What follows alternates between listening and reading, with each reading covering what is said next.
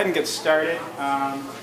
We know that some folks will still be flocking in, but we don't want to cut you all short. This opportunity to present what we feel is a very important topic and subject here at American University. And 1 hour really can't even do it justice. You could spend weeks, months, a lifetime exploring mindfulness as a way to promote well-being, effective learning, and just improved overall quality of life. So we'll just begin by introducing ourselves. Good morning. I'm thrilled to be here with you. I'm Alyssa Margolin, and a professor in the Department of Health Studies. And Thomas Nassif. I'm also a professor lecturer in the Department of Health Studies, and it's great to see you all here today. And we're going to talk a bit about our path toward mindfulness. So I started my career in health. I spent actually most of my adult life living overseas and working in the developing world, primarily on HIV and AIDS. Lived in the Caribbean and in Africa and in Asia. And when I moved to DC about almost exactly 4 years ago, I stopped all of that for a time and started teaching yoga full time. I taught breathwork and meditation and yoga, and I was yearning for a way to bring my health work back to an individual focus. And I continued to teach yoga, but I was then yearning for a way to bring that back to a larger scale. And so here I am, teaching in the Department of Health Studies, getting to do a little bit of all of that. And amazingly, I've also gotten to integrate it more than I thought that I would, because I started really right at the beginning of the semester teaching mindfulness at the start of all of my classes. And it's been pretty profound and a really beautiful integration of my life's work. And so we're going to share more of that with you as we go. And my background is I've been working at the Washington, D.C. Veterans Affairs Medical Center with combat veterans who suffer from post-traumatic stress disorder, traumatic brain injury, chronic pain, musculoskeletal pain conditions, very highly comorbid population for a variety of physical and mental health conditions. So I've been teaching mindfulness and as well as gentle yoga. I mean, just it's amazing to see the growth and improvement that you see in their mental and physical health just through some very simple practices, some of which we hope to lead you through today. And beginning this semester, I began integrating mindfulness into every single class, which I hadn't done in the past, because I just didn't quite know what the students would think. Would they see this as a waste of tuition dollars? Would they see this as not really a good use of their time? Although I think we've found that to be otherwise. So we'll let you all be the jury on that. But. We wanted to go over a couple of our learning objectives for you for the day. One is that we want to take a look at what the current mental health climate is at AU. And that was really a driving force for us, taking something that was deeply personal and really a part of our daily lives and moving it into the academic space, because we saw there's really quite a need. We want to take a look at the science behind why this works, why mindfulness is actually so beneficial to your mental health. And we're hoping to spend the bulk of our time on giving you some tools, some things that you might be able to integrate into your classroom. Okay, we're getting closer to the mic. And finally, we're hoping that not only is this relevant to your students in your classrooms, but it's also something that you get to take into your own personal life, so that you can incorporate and cultivate a better mindfulness practice for yourself. Okay, so before we get started, could you please take out a piece of paper and on a scale of 1 to 10, just quickly write down your current level of stress. 1 being pretty much cruising along, no stress at all. 10 being I am incapacitated by my current level of stress. And then just a couple notes why, what's coming up for you right now, what's behind that number. 1 minute to do that.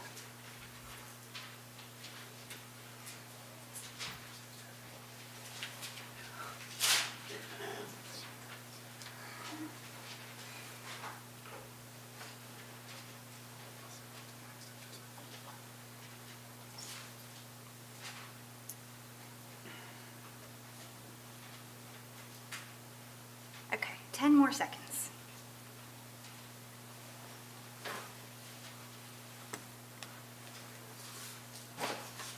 Okay, so moving on from there, I want to lead us through our first mindfulness exercise.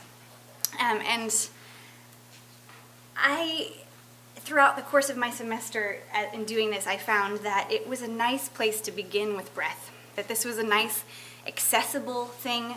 This isn't something fundamentally different. We are all breathing. So you're not teaching students something wildly different. You're not teaching them a handstand on day one. This is something pretty basic that you can do with a little more intention than you might otherwise do.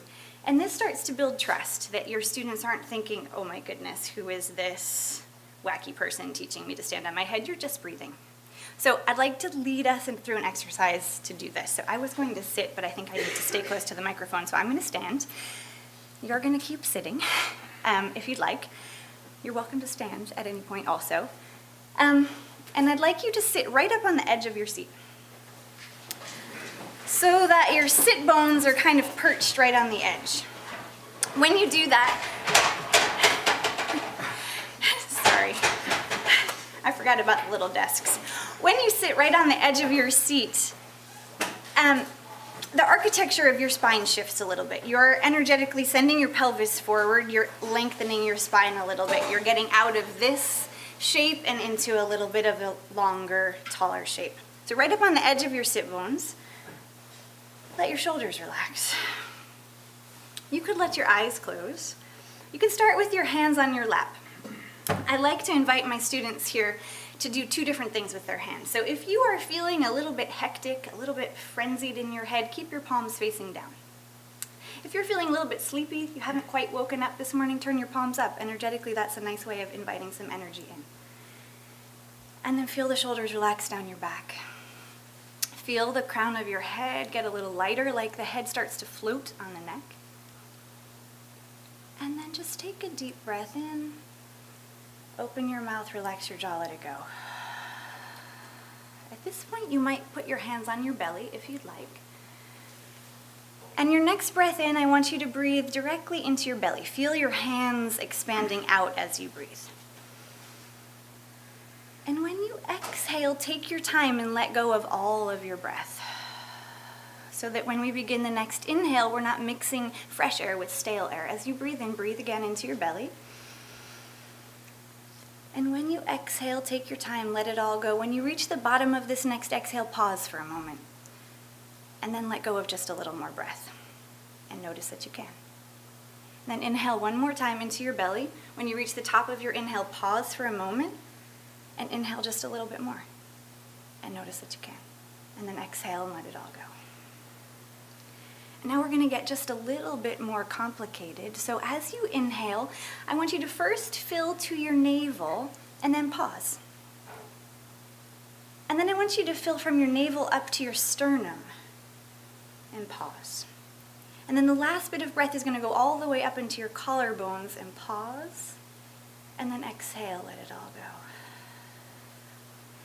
And let's do that a couple more times. As you inhale, feel like you're filling an inner tube. So breathe into the sides of your body. Flare your rib cage out. Breathe underneath your shoulder blades. When you exhale, let it all go.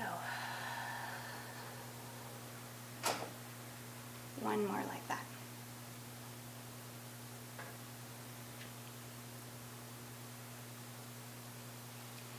And then once you've exhaled, let the breath slowly return to its natural rhythm. When you're ready, you can gently let the eyes flutter open.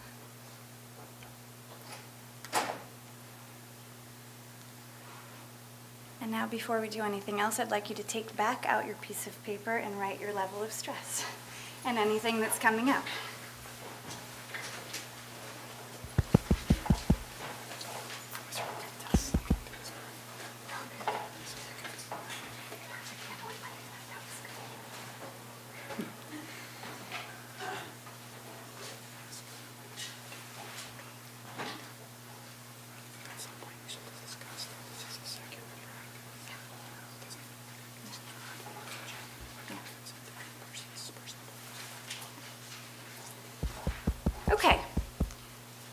So I'm going to share with you something that I shared with my students on the very first day. So I was a little bit nervous on day 1 and day 2 and maybe even day 5 as I started to share some of this with my students, thinking, are they going to think that I'm crazy? Are they going to think, as Tom said, I'm wasting their time? So I told them right in the beginning, I want to hear from you. Tell me if this is working for you. Tell me in class. Write me an email if you don't want to tell it in front of your students. Come to my office hours. Tell me if you like it. Tell me if you hate it. Tell me if it scares you. I want to know, so that I do more or I do less, or I explain more or I explain less. So know that if you're comfortable and you want to start doing this, give your students some space to let you know. Overwhelmingly, my students have been so enthusiastic. I have students stopping me in the hall all the time. Some of the students I least expected, like my jockiest of jocks, coming up to me in the hall saying, can you teach us more of that? Can you go over that again? Could you send me a link so that I know how to do this on my own? We'll share more of what we've heard from students, but there are tons of options with breathwork too, by the way. That was just one quick example. There are tons. So find something that resonates for you. We're happy to serve as resources to give you more options that come from the field of yoga. But if you're an athlete or a musician, or you have a way that you connect with your breath, use that. It doesn't have to be yogic or mindful or come from any school. Use something that resonates for you, where you feel connected to your breath, something that makes you feel like I'm in my zone. I'm tuned in, I'm focused. That's the thing that's going to work for you, and your students are going to react and respond to something that's authentic from you. So before we move on, are there questions about that? Are there concerns? Yeah. Do you have a handout for what you just went through in terms of the steps of the reading process? We are going to put up a whole bunch of resources on the Blackboard site. We didn't do it now because we didn't want to overwhelm you with what is all this stuff, but we will after the session. Yeah. Okay. Oh, yeah. Just a quick question. It seems to me like this could be a great way to start a class, get everybody focused. How do you deal with the fact that people are coming in late and somebody's in the zone and somebody else is clanking the door open? That's a great question. Can I take that one? Yeah, please. So I don't know if Marilyn is here. She had a really good idea, and that was that you just start at the beginning of class with housekeeping things, like just going over any important dates, deadlines, and maybe just get everybody on the same page, take attendance if you take attendance in your classes. And so give that first 5 minutes so that you give students an opportunity to all be present in your class. And of course, there's some stragglers who come in 10, 15 minutes late. You can't really help that. But what I oftentimes like to do is that, if after 5 minutes and I'm in the middle of this mindfulness exercise and a student comes in and is making a lot of noise, oftentimes I'll just say, and just notice, be aware of any sounds around you. And so that becomes just part of the practice. And notice your reaction to it, right? So they might notice I'm feeling a little annoyed that this person is coming in here making all this noise and eating this like McDonald's quarter pounder while I'm trying to get my mindfulness on. So I mean, the bottom line is it's just awareness. And we kind of want to get students to that place of just non-judgment, to just get a place where they just kind of accept everything that's around them, not excluding anything. That's the heart of mindfulness. Yes, Jody. So how many minutes do you think you usually spend on the actual exercise after you've done your housekeeping and that kind of thing? I think that varies, and we're going to take you through a couple of other exercises that are longer. On average, I would say I took like 2 to 5 minutes max. Every once in a while, I'll do something longer, and I'm going to lead you through a little bit of a longer one. I did this before every exam, too, and I thought that my students would be like, oh, we have 75 minutes to do our exam, don't take, and my students were like, please can we breathe for a minute before we start? And I'd look at my phone and we'd go from 4 to 4:02, and then we'd start the exam. So it was like nothing, but they started just in a different place, and I think they really appreciate it. So it can be really tiny, and especially if you're feeling like I don't have time, I have so much to go through, I think you're going to find that your students just start from a place that's that much more grounded and receptive. Yeah.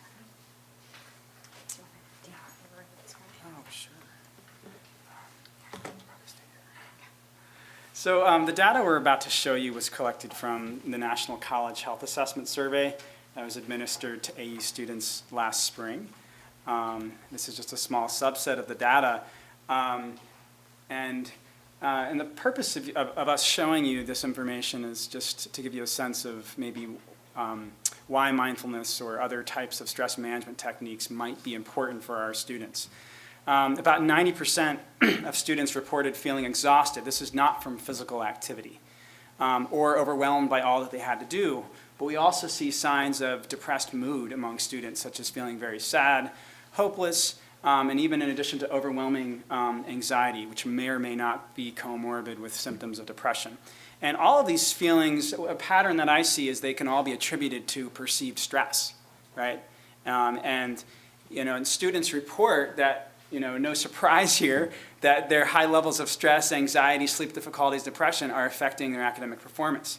And it's interesting to note that chronic stress and anxiety, in a sense, can contribute to sleep difficulties and depression. And when students aren't sleeping well or feeling depressed, these factors feed back to create a vicious cycle to increase stress and anxiety even more so. And Alyssa's going to take you through this next slide. So it's just worth noting that our students overwhelmingly say that they're experiencing more than average stress. So that's, of course, subjective. But that doesn't matter. What matters is that they are perceiving that they are living on a daily basis with a level of stress that's higher than it should be. So the perception is the important part to keep in mind here. And what we're hoping to do with these mindfulness tools is start to chip away at that. So our students have also said that many of them say they have no coping mechanisms. They have no idea how to deal with their stress. Some of them are resorting to things that fall in the category of more like numbing or avoidance. Coping is another level, and I think what we're getting at here is a level of resilience, so that the perception of stress begins to shift. What you perceive as overwhelming suddenly becomes more manageable. And the way that you're able to deal with what's going to be a daily barrage of stressors is simply a little bit more resilient.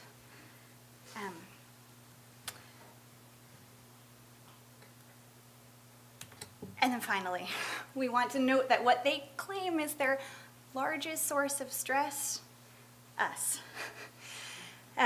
Their classes, their academics, and that means that we have, I think, a responsibility to start addressing this in sort of a fundamental way.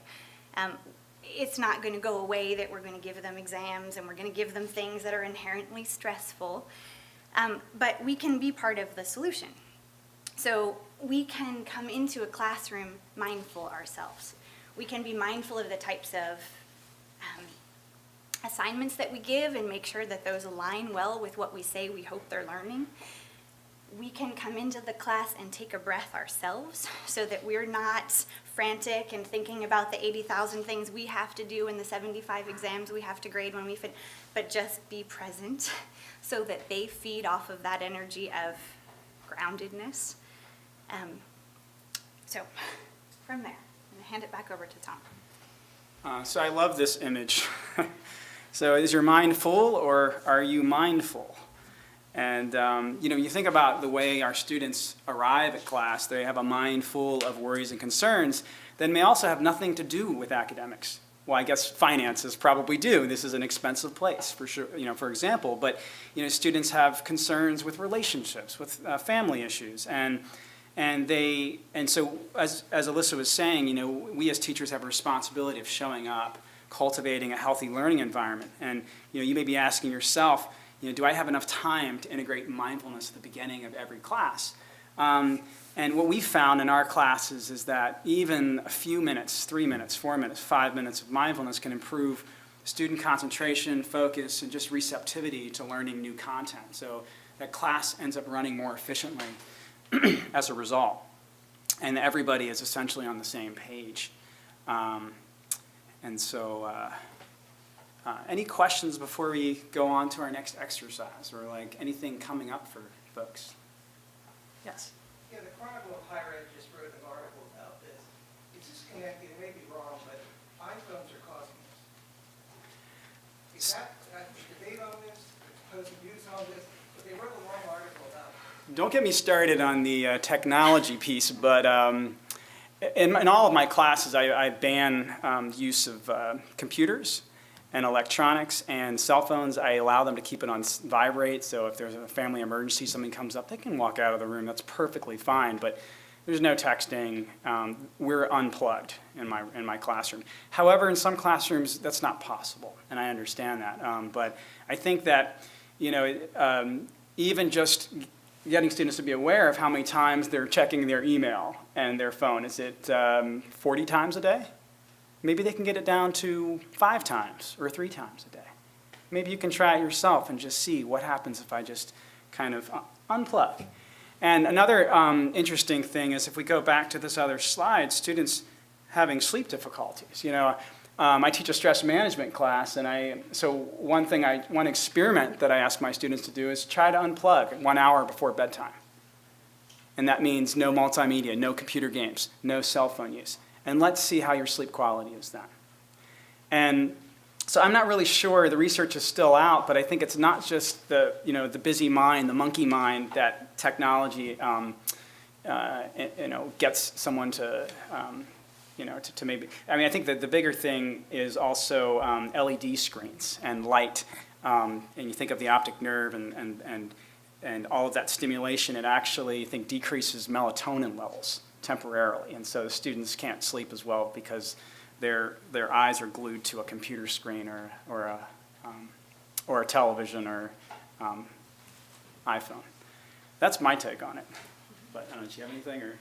We covered it, I think, yeah. But yeah, I think there probably is a relationship with that. It's a really good point you bring up. Yeah.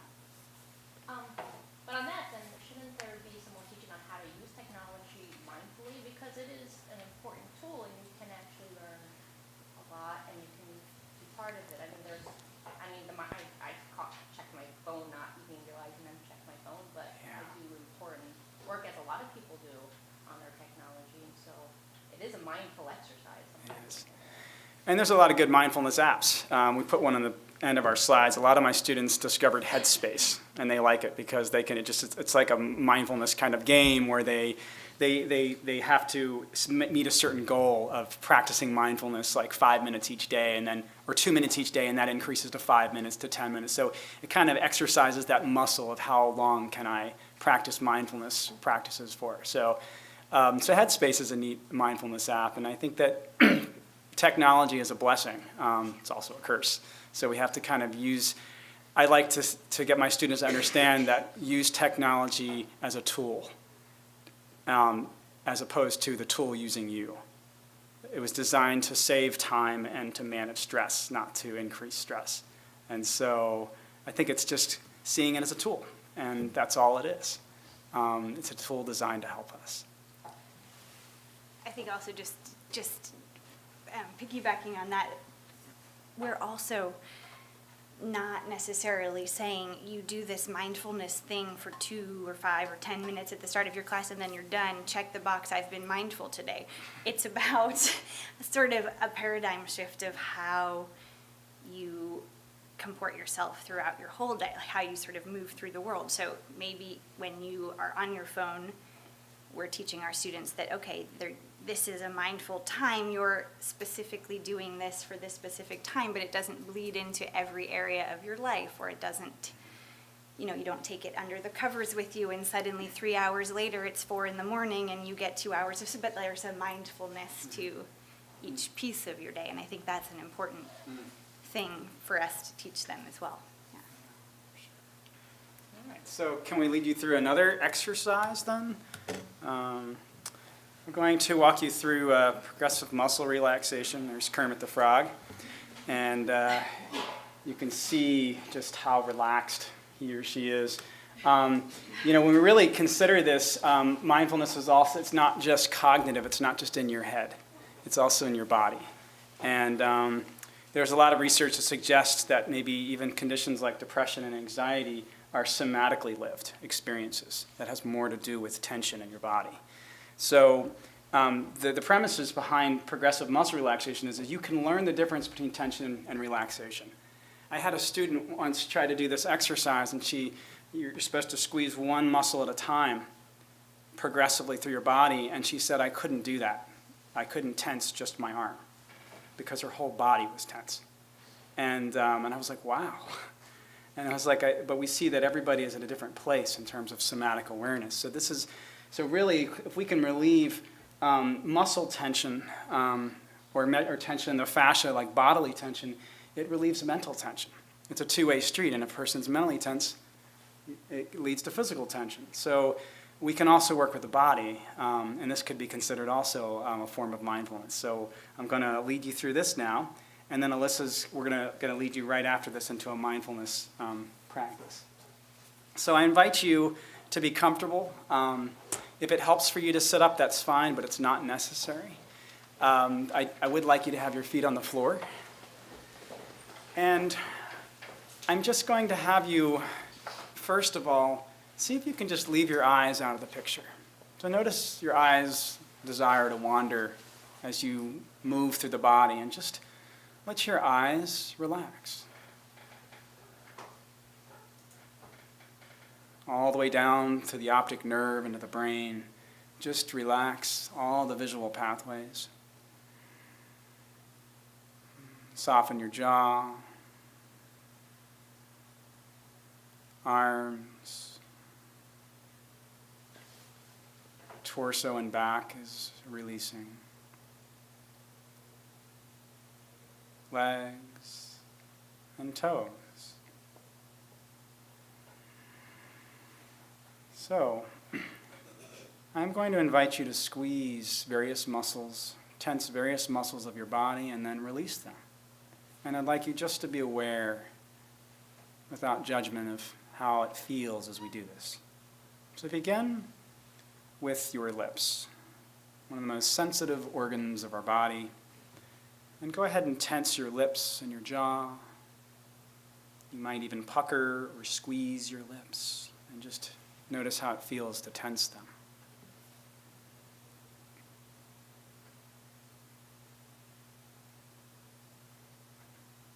And then release the tension in your lips and jaw completely. And then squeeze your eyes. You might even add your cheeks as well. And just notice how that feels.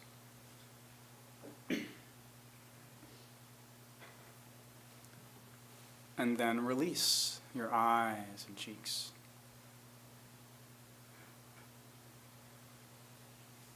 Squeeze your left shoulder,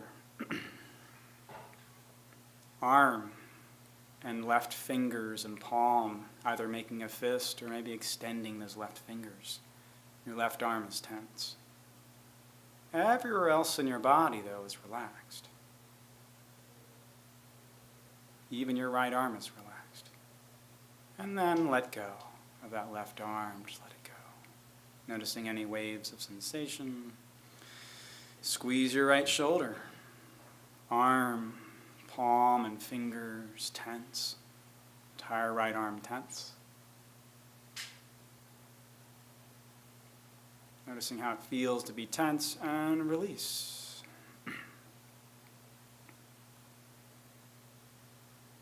And then tense the muscles of your back. Feel your back tense. Maybe your back presses against the chair, or maybe you just feel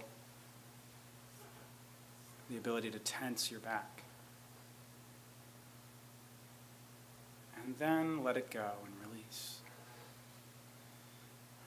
Tense your belly and your chest. So your entire torso is tense. And then let it go. Tense your left buttock, thigh and knee, calf, ankle, and toes of your left foot. So your entire left leg is tense, but everywhere else is relaxed. And then just let it go. Noticing how that feels. Right buttock, thigh, knee, and calf and toes. Your entire right leg is tense. And let it go. Noticing how that feels. Now, begin tensing every muscle in your body, beginning with your head, squeezing your eyes, your lips, cheeks, jaw. Both arms are tense down to your fingertips, torso and back are tense. Both legs and toes, your entire body in a state of complete tension. And I'd like you now to take a nice, easy, deep inhale. Hold it, and as you exhale, let go of everything at once. Just let it all go. And just remain here in a state of awareness.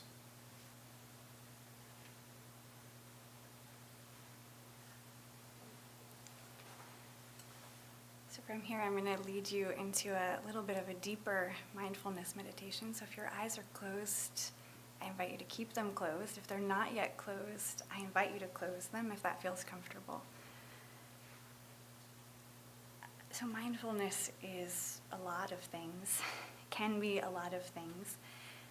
One basic way of understanding it is simply being more present, being more aware in any given moment. So what I want us to do right now is just begin to ground ourselves in this space, in this place. So with the eyes closed, throw wide open all the rest of your senses. Take in all the sounds around you. Take them in through your ears, but maybe you get more creative and you start to take them in through vibrations you feel on the floor or in your seat. And as you take them in, do it in a way that's a little bit detached. So this is a part of mindfulness as well. You're cultivating a sense of non-judgment. So instead of labeling sounds that you hear good, bad, pleasant, unpleasant, just let them sort of wash over you as if you were watching clouds flow by. Take in all the smells around you. Feel with your largest sensory organ, your skin, feel the sensation of the air on your skin. Notice any movement. Notice the temperature of the air. And as you notice these things, try not to get lost down a rabbit hole of memories or thoughts. If something reminds you of something, pleasant or unpleasant, try just to detach from that and move on to the next sense. So here we are, we've cultivated a sense of where we are in space, as if we started with a blank canvas and we've painted this outer landscape with as much texture and depth and saturation as we can. And then we're going to shift that awareness inside. So we'll start at this place where outer meets inner. We'll start again at the skin, but this time becoming a little bit more aware of your own experience of the skin. So you might notice a place on the skin that's itchy, dry, or somewhere where the skin is pinched, or how the clothes feel as they touch your skin, or how the hair feels on your scalp. Again, without labeling, without judging, just noticing. And then shifting just a little bit deeper, we come to the muscles. And there are a lot of muscles in your body, so it's sometimes helpful to start at the feet, at the place that's grounded. And notice the muscles in your feet, and the muscles in your calves, and around your knees and in your thighs, and just slowly work your way up until you reach the crown of your head. Just checking in. Notice how the muscles feel on your body today. Again, not so much good, bad, and not getting lost down the track of, oh, I wish my muscles were sore because I wanted to go for a run, but I didn't. Or, wow, I'm so proud of myself because I did so much time at the gym yesterday. Don't do that. Just feel. Notice, start to give the muscles a texture. Are they heavy? If you could give the muscles a color, what color might they be? Get curious about the details. And then we'll shift a little bit deeper from the muscles to the bones. And now we start to get into a place that's a little bit more subtle. We don't normally think about the bones unless something's wrong, but you might notice the way the heel bones press into the floor. or the way the hip bones and the pelvic girdle feel as you sit, or the way the shoulders hang from the collarbones. Maybe you're aware of the wrist bones. Maybe you're aware of the weight of your skull as it sits on the top of your spine. And then coming a little bit deeper than the bones into a place that's a little bit more subtle, notice your breath. And without changing anything about your breath, just notice the way the breath moves in your body right now. Is it fast? Is it slow? Is it deep? Is it shallow? What parts of your body are participating in the breath and which parts are not?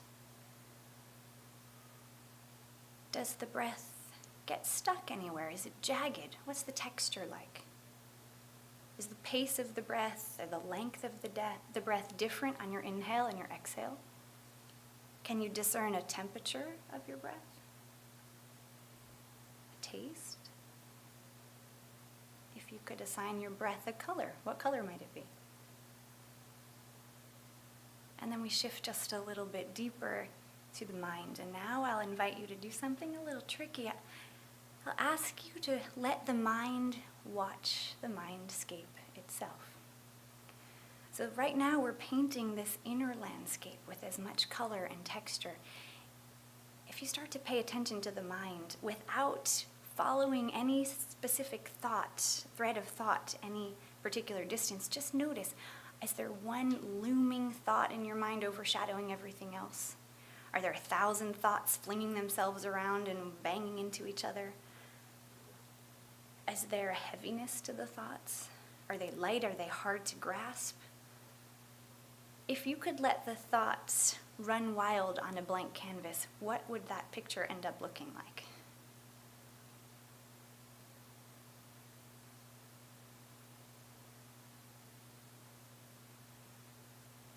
And then let's come back for a moment to the body. Notice the feet on the floor. Begin to take the sounds around you back in. Become aware again of the smells, the feeling of the air on your skin. And let's take one really deep breath in together. And then open up the mouth, relax the jaw, let it go. Take a breath that's even deeper in. And then the longest, most luxurious exhale you've taken all day. And then when you're ready, gradually let the eyes flutter open.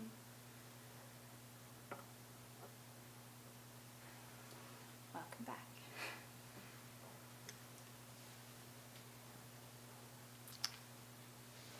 So now I would invite you to take back out your paper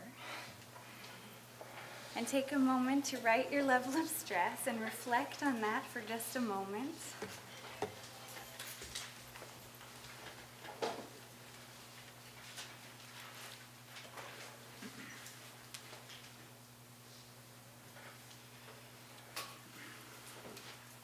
And one thing I've found helpful is after doing a meditation or any kind of exercise is before they open their eyes, is really to invite them to set that intention to try to keep a little piece of this practice and bring it with them through the rest of their day. So it's not just, okay, now on to the next task. Okay, I got to do this paper, I got to do this exam, and just be like, just try to keep it, just maintain it and bring it with you. Yeah, absolutely. By the way, a little anecdote. When Tom and I started discussing about this in the beginning of the semester, a little light bulb went off and I said, I don't ever start a yoga practice without taking a few minutes just to breathe. I never jump right in. I don't know if anyone has taken a yoga class, but my style is, I never jump in and say, okay, everyone in down dog. We start breathing or doing some little mindfulness meditation because I think the practice will be richer if my students start from a place that's centered. And then I thought, why on earth would I teach an academic class when I really need their brain switched on? Why on earth would I do that without asking everyone to take a breath and ground first. And so this was my long one. I did that maybe once this semester. I don't typically take quite that long of a time, but you could. It was only maybe 7 minutes or so, that one. So before we do this questions and concerns, actually, I want you to take a moment. We're going to do an exercise that I learned at the CTRL conference in August called Think, Ink, Compare, Share. So I want you to take a moment just to write down the answers to some of these questions. How did that feel? Any of this. It could be that longer one or the progressive muscle or the breath work. How did it feel? What did you like? What didn't you like? Could you imagine doing some, all, any of that in your own classroom? What challenges would you anticipate? We'll take like a minute to do that, and then I'll ask you to find someone sitting near you and just chat for a moment and discuss, and then we'll open it up to the bigger group for a moment.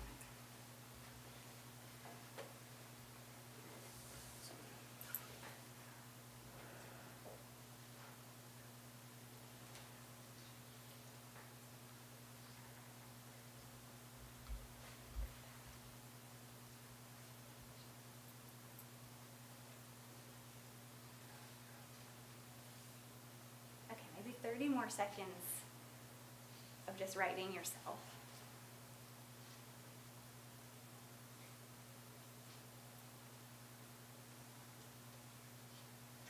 And then find someone near you or a couple people near you and just chat for a minute or two, please. What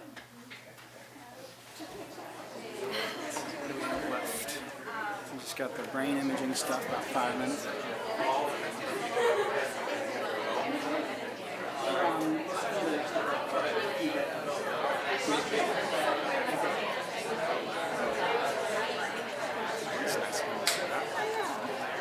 So that kind of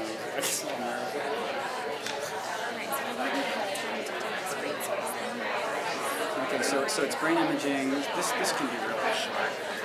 Yeah, we'll have time.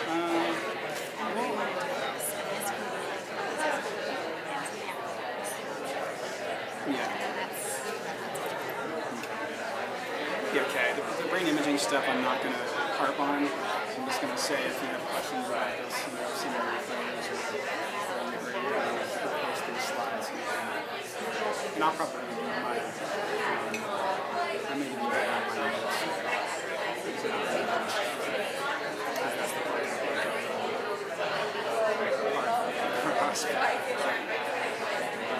but yeah.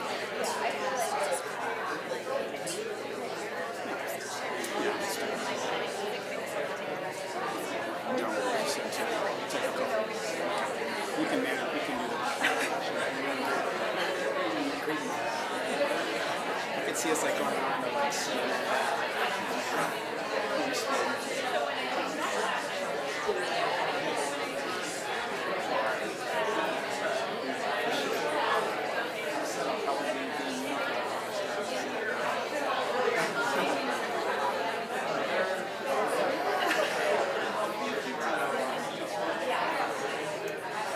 Okay, let's take about 30 more seconds with our groups.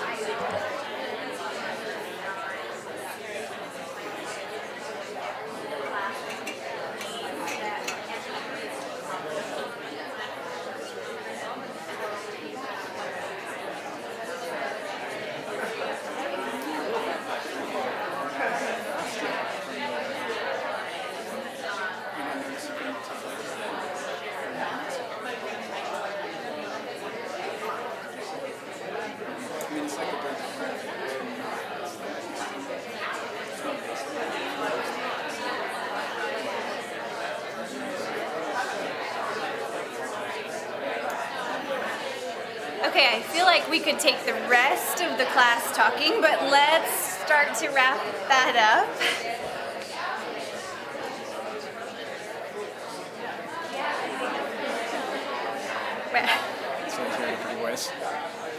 Would a couple of groups like to share what they were talking about or discussing? I think we'll take like 2. Anybody? Yeah, sure. Sorry, I did volunteer for it. I guess the big thing we were talking about is the challenge. This is amazing. I find I've always liked doing yoga, but I've always been awed at how you can lead it, and I don't think that I could do that, or I do not know how. I do not have the skill set to do that at this point in time. So that was the basis of our conversation. We would have read you guys to come in for. Do you want me to take that? Yeah. Okay. That's a great question. And Tom and I have talked about that a fair bit. Both Tom and I are trained as yoga teachers and have done literally thousands of hours of training on mindfulness and yoga and breath, and have taught thousands of hours of those kinds of classes. So this is not about becoming a yoga teacher or starting to teach something really complicated. What we wanted to do was try to share some things that are accessible, that are not, too far out there. And if one of these feels like, whoa, I could never do that, and I just led you through a 7-minute thing, so that's a long time to talk. You might not do that, but the breath could be something pretty quick. We'll give you some tools that you might be able to look at, but our hope was that you wouldn't end up feeling more intimidated by it, that some of this, you could take it wherever, you could take it however you want to, however in depth you want, but you can also make it really basic. You could also just start a class and say, let's close our eyes, let's feel our feet on the floor, let's take a deep breath, and then breathe a little bit more, notice that you can, and then let go of all that air, let go of a little more, notice you can. Do that twice, and you're already in a whole different place. And another thing is that I would recommend, if you feel like it's not really, you don't feel comfortable doing it, just do it for yourself. This is also just as a stress management tool for yourself. Make it a personal practice. 1 or 2 minutes a day, 3 minutes a day. Just basically do some of these exercises yourself, see how it feels, and then once you're comfortable with yourself doing it, you will find it's easier to lead students through it, and it won't feel as kind of foreign. And so I find that until I started doing like a daily mindfulness practice, I wasn't doing it every day in my class, but now I am, because it's part of my life. I see the benefits, and my students know that I'm not faking and saying, you need to do this, because I'm not doing it. So let this be a gift for yourself, and then see where it goes. And if there's something else, like I said in the beginning, if there's something else that you already do that makes you feel grounded or centered, if you write or you draw or you play music or whatever, maybe you share a little piece of that, and that, just your energy of being grounded and your, just that, I think, sharing that with your students is tremendous. And it does, if this stuff is like, oh, I would never do that, then don't do it. Just do something that you do, that you love, that makes you feel like you're focused, and then your students will feed off of that, I think. It's a great question, though. Yeah. Another comment from the group? Yes. We were talking about the tightening exercises, and when I think of mindfulness, I kind of imagine just zoning out, but I felt like when I was doing that particular exercise, when I was tightening a muscle, other muscles just wanted to get in on the action as well. And I found myself kind of getting outside of the zone, as it were, and it just made me think about something, and I probably shouldn't be doing that. So I just thought that was an interesting part. Yeah, no, I think that's just an interesting observation, so just being aware of that, trying not to judge it. Sometimes we hold worries and thoughts and feelings and emotions in our tissues. You heard the term, the issues is within the tissues, and so it might be pulling up a memory. People hold trauma in certain parts of their body, and it's oftentimes not released until they do one of these exercises. So just be aware of it, be mindful of it. Even if it pulls you out of mindfulness, be mindful of that. It's an endless kind of wormhole, but it's fun to kind of play with the body, and kind of, the body has an innate intelligence about it. So just listen to it. Yeah. To just follow up on that, I felt like that was the one that I could possibly see myself doing in a class. That seemed very concrete to me. Tense, release. The color of the breath I'm not there. I don't feel like I could do that. But for me, I felt like that could be a starting point. Yeah. And progressive muscle relaxation, autogenics, those things have been going. It's been practiced, in a secular, way by psychologists and other health workers for 100 years or so. So, but working with the body is very accessible, and is also you get immediate results. I feel like too, or it's possible to get that. I think we can take like one more. Yes. Because then we've got a bunch more stuff Oh, we wait. want to share with you. 2 more. Yeah, we'll do 2 more. Tony? I was actually just wondering if you would have time for questions at the end, because I'm inclined to wait till then. We'll try. Yeah. We'll try, Let's yes. wait. Yeah, let's Okay, do that Jody? if we can. Oh, okay. Well, I completely drink the Kool-Aid on this. As somebody who practices yoga and has worked, helping people quit smoking and things like that. But what I'm worried about is, like, if there are skeptics in the classroom, that would influence, my doing this in the classroom, and how you had to have had a few, right? Or had some people that weren't as into it, and just how you dealt with that, and how you not let it color the whole, your whole activity. This is a good place for us to throw in some anecdotes, because we've been meaning to do that. Almost none, to be honest, in N of over 70 students. I had, in their midterm evaluation sort of stuff, when they just open-endedly talked about it, almost every one of them spontaneously said, we love this. I think I had 2 who said, I don't really see the point, but not who said, I hate it. And I have had students, one of my students came to me in office hours and said, my roommate had a panic attack last week. I had her lay on the floor. I did the breath you taught us. Now we do it every night together.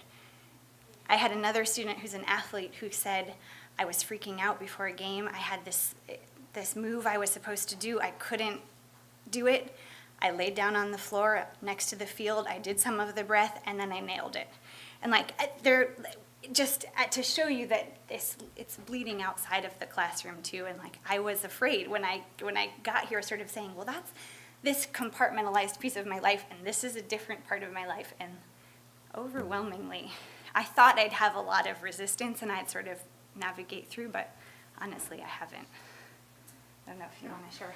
So we only have a few minutes left, and but I've also had some really good feedback from students, and I haven't really experienced any resistance either. But what I want to, we don't really have a lot of time left, so I just wanted to let you know that these slides are here. And you can access them on Blackboard, but wanted to give you a sense that this is not some hokey phenomenon that we're talking about. This is rooted in science, and this brain area in particular has received a lot of interest in terms of things like mindfulness. And so, how might mindfulness change your brain? Well, this brain area is really important for sustaining attention, regulating emotions, and you can see that when it's not working properly, all the mental and physical health conditions that result. And so studies have shown that this brain area, the anterior cingulate cortex, actually becomes thicker, and other related regions in meditators who have meditated for 18, 20 years. And so meditation changes the brain, the landscape of the brain, at least in advanced meditators, but you don't need 18 or 20 years of experience. Even 11 hours of meditation, as was shown with a study on university students, showed it actually improves the structural integrity of white matter connections, so the fibers that connect these areas of the brain together, like the anterior cingulate. So meditation and mindfulness changes your brain, and the jury may still be out on that, but there are more and more studies with larger and larger n's and sample sizes that are showing that this is the case. So at any rate, we won't have time to go through the inner resource, but students really love this practice as well, kind of the idea of carving out a safe place using guided imagery. And I'll try to put up a material on Blackboard so that you can explore with that. But when these days with students with anxiety, PTSD, other stress-related issues, something like this is really powerful. And we didn't have time to do that exercise, but we do want you all to consider what this means for your students. What does it mean for your classroom? Do you have any closing comments? And sorry, we won't have time for questions, but if you have any questions, please come up afterwards. Yeah, I think we just wanted to sort of provide you this sampler platter of some things that you might bring into your classroom.